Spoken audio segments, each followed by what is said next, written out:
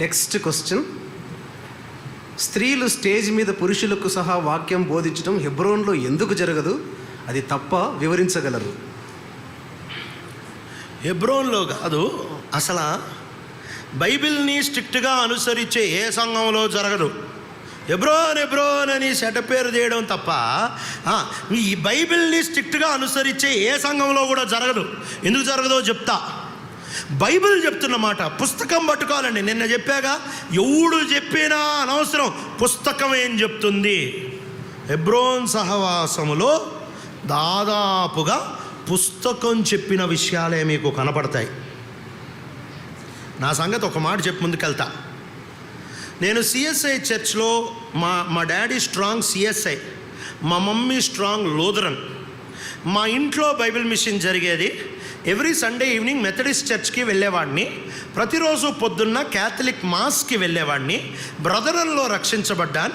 Independent అసెంబ్లీలో బాప్తిజం తీసుకున్నా. ఆత్మీయంగా హెబ్రోన్లో ఎదిగా.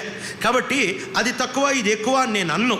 కానీ హెబ్రోన్కి ఎందుకు వచ్చాను అని అంటే, అన్ని సంఘాలు తిరిగి ఆత్మీయంగా ఎదగడానికి, రక్షించబడిన తర్వాత ఎదగడానికి ఏదిరా అని వెతకంగా నాకు పుస్తకానికి చాలా దగ్గరగా కనిపించిన సంఘము హెబ్రోను సహవాసం కనుక నేను హెబ్రోన్ సహవాసానికి రావడం జరిగింది.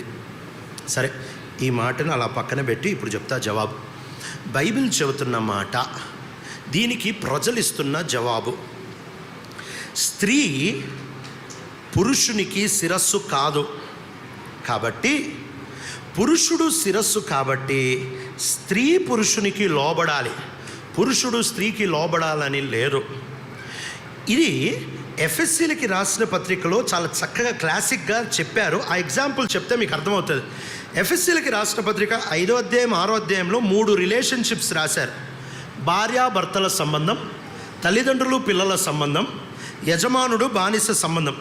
3 సంబంధాలలో మిలిటరీ టర్మ్సే వాడారు గ్రీక్ భాషలో. లోబడి ఉండుడి అని భార్యకి రాశారు, పిల్లలకి రాశారు, బానిసలకి రాశారు. కొంతమంది ఏమంటారంటే, వీళ్ళిద్దరూ ఈక్వల్ అండి. ఫిజికల్గా ఈక్వల్, స్పిరిచువల్గా ఈక్వల్, కానీ పోర్ట్ఫోలియో దగ్గరకు వచ్చేటప్పటికి ఈక్వల్ కాదు.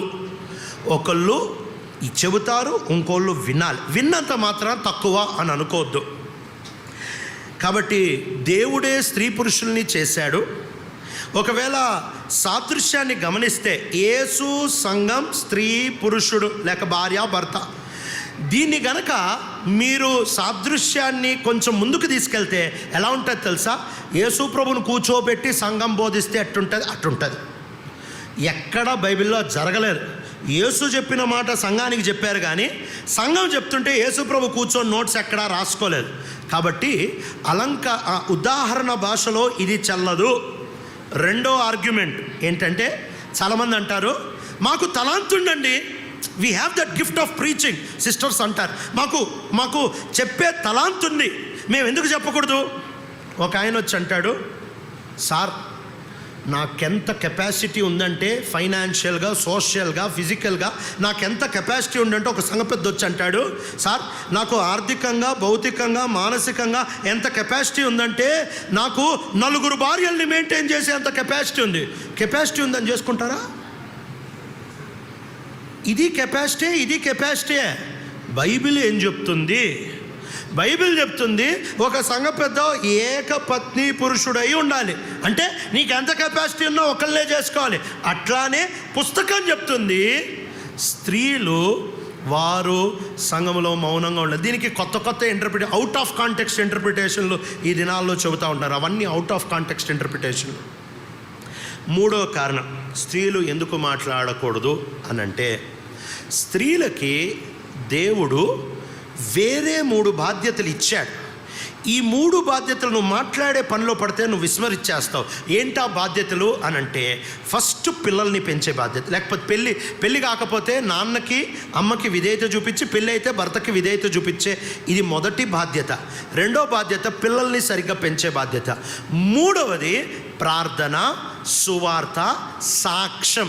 ఇక్కడ వరకు నీకు లైసెన్స్ ఉంది. నువ్వు సువార్త చెప్పొచ్చు, మళ్ళీ 7 నుంచి కాదు, వ్యక్తిగతంగా చెప్తున్నా.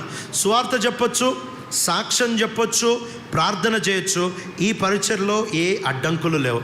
ఆ కారణాన లేఖనాన్ని అనుసరించి, ఉదాహరణని అనుసరించి, క్రియాపూర్వకమైన కాన్సిక్వెన్సెస్ని అనుసరించి స్త్రీలు ఈ సహవాసమే కాదు, పుస్తకాన్ని గట్టిగా పట్టుకుని ఏ సహవాసంలో కూడా పురుషులతో పాటు నిలబడి వాక్యం చెప్పరు. సహోదరులకు చెప్తారు, సహోదరులు ఇళ్ళ వరకు చెప్తారు, సహోదరులు స్వార్థ వరకు వాళ్ళ పరిధిలో చెప్పుకుంటారు, సహోదరులు వాళ్ళ పిల్లల వరకు చెప్పుకుంటారు.